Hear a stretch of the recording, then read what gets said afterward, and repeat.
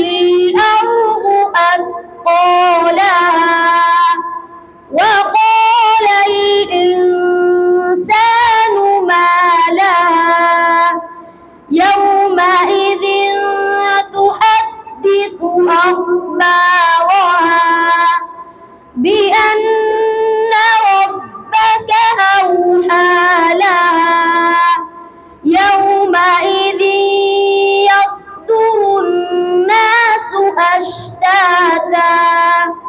أشتاتا ليروا أعمالهم فمن يعمل مثقال ذرة خيرا يره ومن يعمل مثقال ذرة شرا يره.